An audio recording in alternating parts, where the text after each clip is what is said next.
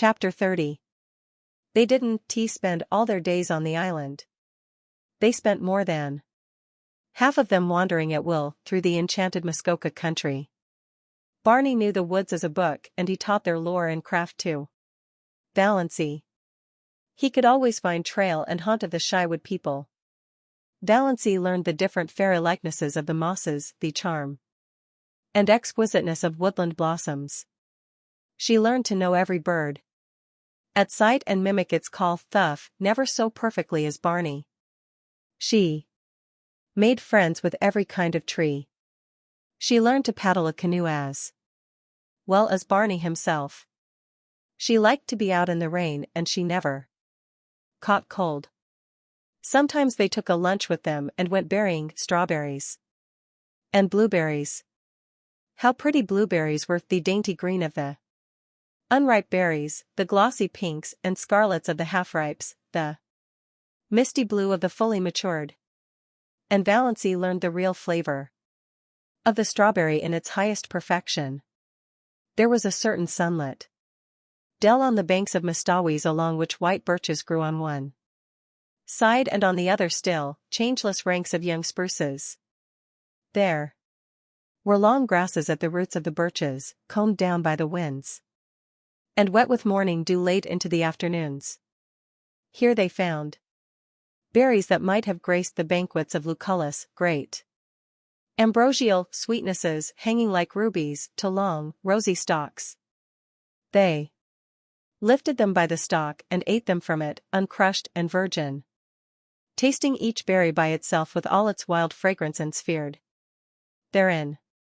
When Valancy carried any of these berries home, that elusive essence escaped, and they became nothing more than the common berries of the marketplace, very kitchenly good indeed, but not as they would have been eaten in their birch dell until her fingers were stained as pink as Aurora's eyelids.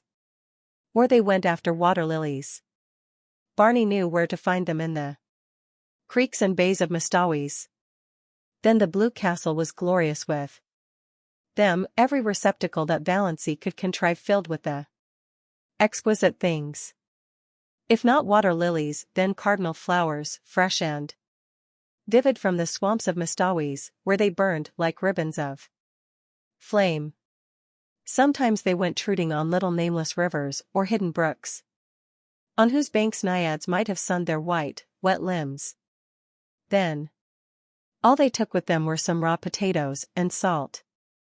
They roasted the potatoes over a fire, and Barney showed Valancy how to cook the trout by wrapping them in leaves, coating them with mud, and baking them in a bed of hot coals. Never were such delicious meals. Valancy had such an appetite, it was no wonder she put flesh on her bones. Or they just prowled and explored through woods that always seemed to be expecting something wonderful to happen. At least, that was the way Valancy felt about them. Down the next hollow, over the next hill, you would find it. Degree we don't know where we re going, but isn't it fun to go, plus or minus, Barney used to say. Once or twice night overtook them, too far from their Blue Castle to get back.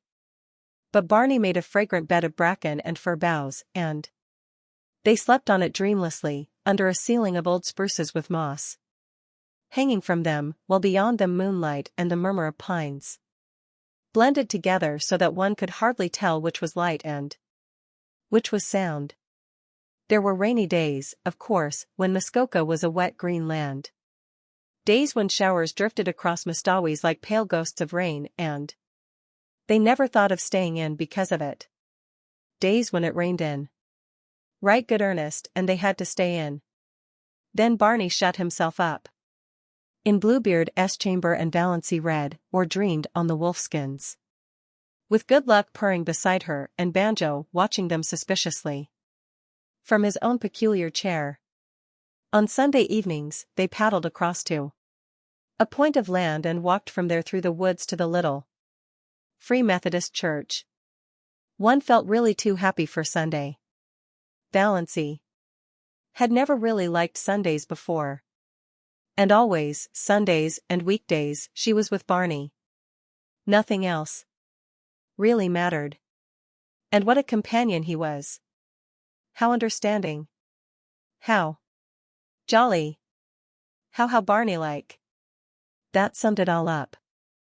Valancy had taken some of her $200 out of the bank and spent it in pretty clothes. She had a little smoke blue chiffon which she always put on when they spent the evening at home, smoke blue with touches of silver about it. It was after she began wearing it that Barney began calling her Moonlight. Degree Moonlight and Blue Twilight, that is what you look like in that dress. I like it. It belongs to you. You aren't exactly pretty, but you have some adorable beauty spots. Your eyes. And that little kissable dent just between your collarbones. You have the wrist and ankle of an aristocrat.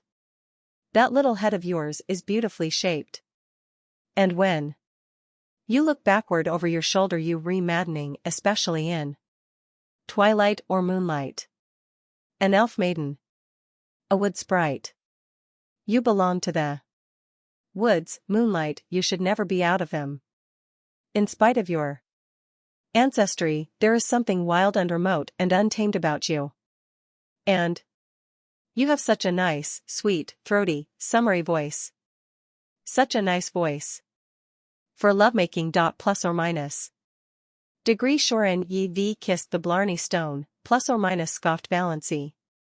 But she tasted these compliments for weeks. She got a pale green bathing suit, too, a garment which would have given her clan their deaths if they had ever seen her in it. Barney taught her how to swim. Sometimes she put her bathing dress on when she got up. And didn't take it off until she went to bed, running down to the water for a plunge whenever she felt like it and sprawling on the sun-warm rocks to dry. She had forgotten all the old humiliating things that used to come up against her in the night, the injustices and the disappointments. It was as if they had all happened to some other person, not to her, Valancy Snaith, who had always been happy. Degree, I understand now what it means to be born again, plus or minus, she told Barney. Holmes speaks of grief, degree staining backward, plus or minus, through the pages of life. But Valancy found her happiness had stained backward likewise, and flooded with rose color her whole previous drab existence. She found it hard to believe that she had ever been lonely and unhappy and afraid. Degree, when death comes, I shall have lived, plus or minus, thought Valancy. Degree, I shall have had my hour. Plus or minus. And her dust pile. One day Valancy had heaped up the sand in the little island cove in a tremendous cone and stuck a gay little Union Jack on top of it. Degree, what are you celebrating? Plus or minus, Barney wanted to know. Degree, I am just exorcising an old demon, plus or minus, Valancy told him.